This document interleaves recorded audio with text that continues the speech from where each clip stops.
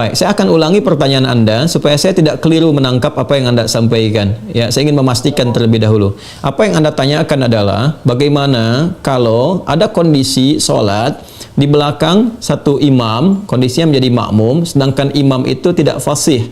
Ya, dalam membacakan ayat-ayat Al-Quran seperti makhrajnya misalnya tidak tepat, ya kan? Dan kondisi-kondisi lain. Pertanyaan pertama Anda, apakah sah sholat yang ditunaikan atau ada kewajiban untuk mengulang? Itu satu. Yang kedua, kemudian bagaimana cara untuk memperbaiki kondisi itu? Apakah itu yang Anda tanyakan? Ya Ustaz. Baik, saya akan batasi pada apa yang Anda utarakan. Ustaz di sini juga. Baik, baik.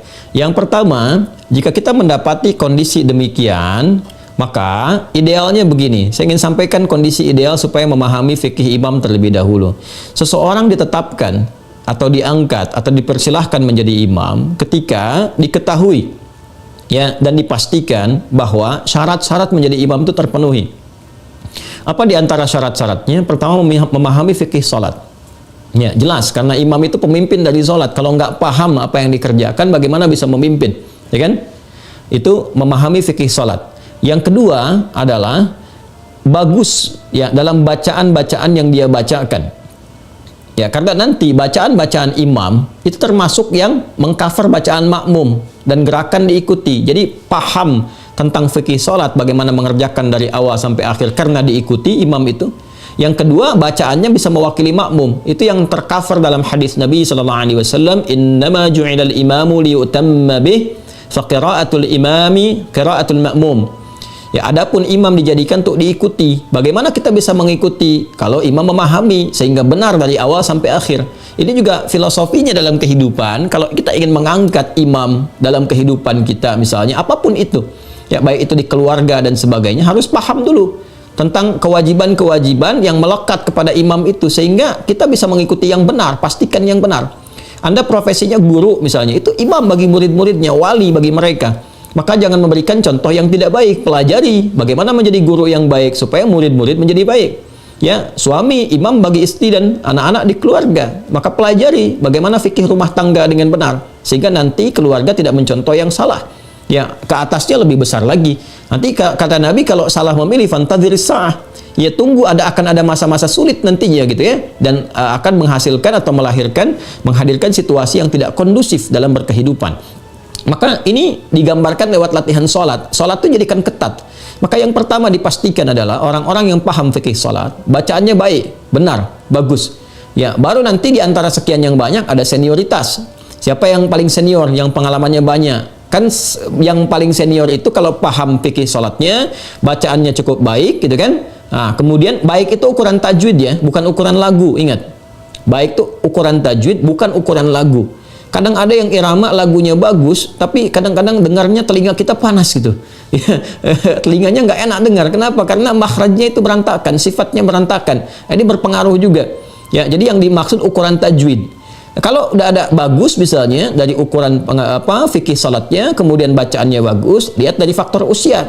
Ya, usia ini sangat menentukan karena semakin dia senior, ya usianya semakin di atas kita, itu kan sudah makin lama sholat. Semakin banyak lama sholat, semakin jauh hubungannya dengan Allah terpatri. Ya, semakin kuat dia, semakin terhubung dengan Allah, semakin cepat doanya terkabul. Itu diantara makna-maknanya. Ya. Nah, kalau ada 3 kondisi ideal ini, selesai. Makanya sebelum menentukan imam itu, ya, maka harus dipahamkan dulu tentang fikih imam. Baik, kalau sekarang kita sudah masuk ke satu lingkungan, ternyata didapati kondisinya seperti itu, bagaimana? Ya, kalau kita merasakan parah ini sifatnya, maka di situ kita diperkenankan untuk mengulang. Bahkan nanti kalau mengetahui benar-benar ada yang keliru, salah makna dan sebagainya, ada kewajiban untuk mengulang. Ya, kondisi-kondisi demikian. Adapun bagi makmum yang tidak tahu, ya sudah berjalan seperti biasa, makmumnya nggak ngerti gitu. Yang tahunya pokoknya ini yang terbaik, ya. Maka mereka ma'dzur. Ya, ditoleransi itu karena ketidaktahuannya. Rufi'al qalam, ketidaktahuannya. Tapi bagi Anda yang tahu, setelah Anda mengulang salatnya, Anda punya kewajiban untuk memberitahu bagaimana caranya. Kembali ke Quran surah ke-16 ayat 125. Pelajari karakter orangnya. Ya, kadang-kadang kan ada orang yang sudah merasakan dia benar, sudah lama kan, sehingga kalau sesuatu yang sudah mengakar lama itu kadang tidak mudah untuk diluruskan. Maka caranya bagaimana? Ya, caranya Anda bisa mendatangkan orang lain yang lebih fasih, lebih baik dengan mengusulkan. bukan mengusulkan untuk mengganti. Ya, mengusulkannya bagaimana? Misalnya tentang kita belajar. Ya, diusulkan oleh Anda bagaimana kalau kita belajar jangan hanya imamnya yang pandai bacaan, ya dengan cara yang baik. Kami juga ingin pandai-pandai bacaan supaya bisa jadi imam di rumah dan sebagainya. Anda ngusulkan, boleh nggak kalau kita ngaji dengan ustadz-ustadz kita mengundang untuk mengajari kami kalau imam tidak sempat punya waktu semuanya. Jadi imam juga merasa terangkat, terhormat, kita datangkan yang lain pada saat yang bersamaan ketika datang orang yang mengajar, imamnya ada atau diperkenankan kemudian membaca salat, dia bisa mengerti, itulah memahamkan dengan hikmah. Ya, tidak, dan kita ingat ya, memberitahu orang yang belum tahu itu ya bukan dengan cara yang kontraproduktif. Ya, apa dengan misalnya menghukumi atau mencaci atau misalnya berprasangka negatif, itu jauhi semua itu. Ya, orang belum tahu itu diberitahu, dan cara memberitahu itu ada seninya, ada jalannya juga. Saya ingin ambil contoh begini, kasusnya agak mirip-mirip dengan apa yang Anda alami. Ini saya alami sendiri, karena itu saya berbagi dengan Anda. Satu kali saat saya awal datang pertama ke Indonesia, ada satu tempat tuh yang saya bimbing. Itu tempat itu ada berkumpul pejabat-pejabat gitu, yang rata-rata juga sudah pensiun. Nah, kadang lupa jabatan dunia itu dikiranya itu juga sama dengan jabatan akhirat. Jadi kalau di kantor jadi imam, di masjid harus jadi imam. Nah, ini yang menarik. Begitu awal saya datang ke situ, wah ini menarik nih, ada persaingan imam positif tuh. Bagus menurut saya.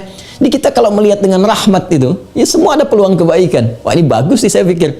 Ya Masya Allah, ini pengen di kantor imam, di masjid pengen jadi imam. Hanya kadang-kadang gitu, telinga kadang panas kok dengarnya begini. Ada yang keliru, ada yang macam-macam. Lalu saya coba sampaikan, karena kita datang kan untuk mengajar. Ustadz gitu kan, sampai ke situ.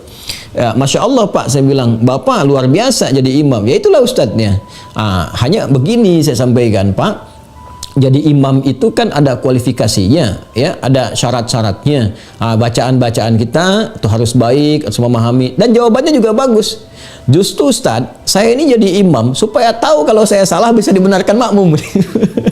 Nah ini berarti masalahnya fikih. Ada keinginan jadi imam, cuman belum tahu jalan. Kita apresiasi itu. Saya bilang bagus Pak.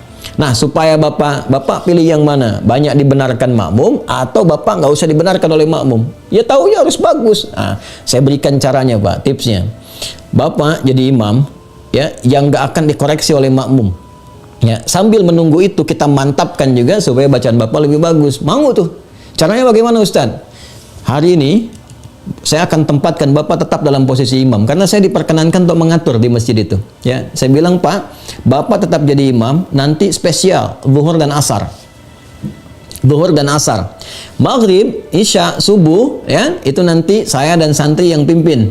Jadi Bapak nanti sambil Bapak ngimamin, saya berikan waktu spesial untuk tahsin, ya, sama santri-santri ini supaya disupport. Pokoknya Bapak senang baca apa, itu kemudian kita supportkan dulu. Ya, perbaikin, tapi tidak menurunkan statusnya sebagai imam. Tetap Bapak nanti imam, ya, di zuhur dengan asar. Zuhur asar kan bacaannya sir, bukan jahar. Siapa yang mau luruskan orang baca sir? Jadi ya itu dia baca pokoknya zuhur dengan asar jadi imam. Jadi kita nggak turunkan statusnya, tetap sebagai imam, saat bersamaan tingkatkan kualitasnya. Ya, dan itu sepakat. Dan Masya Allah apa yang terjadi? Tetap imamin. Pokoknya saya bilang sama Santi, zuhur asar yang imamin tetap bapak-bapak ini. Ya, apa yang terjadi? Masya Allah, mereka ngimamin, senang. Zuhur, mereka atur sendiri jadwalnya. Zuhur Bapak A, kemudian asar Bapak B. Maghrib, isya, subuh, kita datangin yang bagus-bagus. Ya, begitu disampaikan yang bagus-bagus, maju ke depan, bacaannya bagus, jamaah makin banyak. Ya, setelah makin banyak, kedengaran bagus, nah, kita tunjukkan dengan hikmah.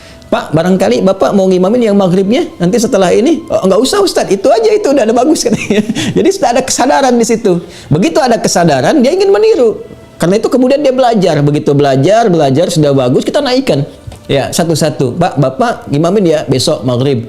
Ya, cuman kita nanti ngimamin tempat lain dulu, tapi santri kita minta untuk pantau. Setelah terdengar, itu Masya Allah. Ya, mau tanya kembali. Ya, awalnya enggak Ustaz, enggak, Bapak sudah bagus, naik dulu. Begitu sudah naik, sudah bagus, tanya ke santri bagaimana. Kita tanya bagaimana hasilnya, bagus, baik, kita supportkan. Dan Masya Allah, sejak saya itu semakin semangat, bisa ngimamin di tempat lain. Itulah hikmah. Ya, jadi tidak harus kemudian kita langsung simpulkan, kita hukumi. Kita datang dengan hikmah, dengan ainur rahmah. Ya, maka datangkan dulu orang lain untuk mengajarkan baik-baik, kemudian di situ minta izin kepada imam tadi, ya apresiasi dulu, doakan, minta kepada Allah mudah-mudahan Bapak berkah, semoga disehatkan baik. Saya juga ingin seperti Bapak bisa meneruskan jadi imam dan sebagainya. Boleh enggak? Ya, saya misalnya belajar di sini dengan jamaah. Kalau Bapak enggak sempat, ada ustaz-ustaz lain yang mungkin Bapak referensikan. Ngajar dia. Nanti dari situ menyimak, diberi kesempatan untuk ngimamin pelan-pelan untuk melembutkan hatinya. Ya, di kesempatan-kesempatan demikian insya Allah Allah akan berikan jalan kebaikan-kebaikan. Wallahu taala a'lam bissawab.